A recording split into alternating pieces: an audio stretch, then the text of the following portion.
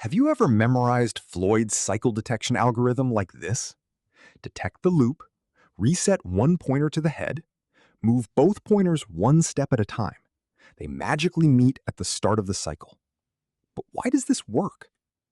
Today, I'll explain the complete mathematical proof in the simplest way possible. Let's define three variables.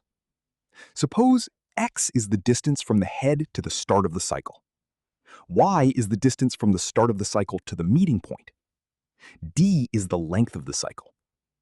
So the distance from meeting point to start of the loop is d minus y. Hence, we need to prove d minus y is equal to x. Pause the video and think for a while. Now let's assume the slow pointer has completed A full loops before meeting. The fast pointer has completed B full loops before meeting. Why is this true?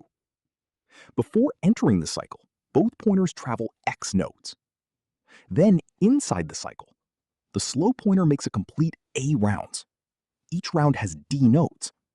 And finally travels another Y nodes to reach the meeting point.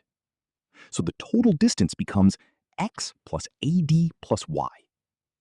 Since the fast pointer moves twice as fast as the slow pointer, now let's solve this equation carefully. We simply multiply every term inside the bracket by 2. Subtract x from both sides. Now subtract y from both sides. Again, we perform the same operation on both sides to keep the equation balanced. Notice both terms contain d, so we can factor it out. Now, here's an important observation. Both a and b represent the number of complete loops. That means they're integers. So b minus 2a is also an integer.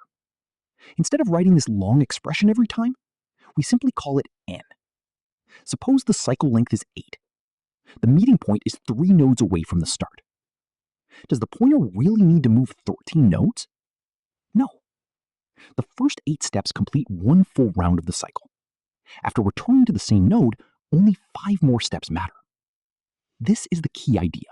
Moving n minus y steps inside a cycle is exactly the same as moving d minus y steps, because every complete loop brings you back to the same node.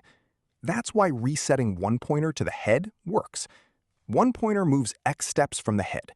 The other pointer moves x, which is equal to nd minus y, inside the cycle. Both reach the start of the cycle at exactly the same time. If this explanation helped you finally understand Floyd's cycle detection, subscribe to the channel because I'll be explaining more interview questions in this way.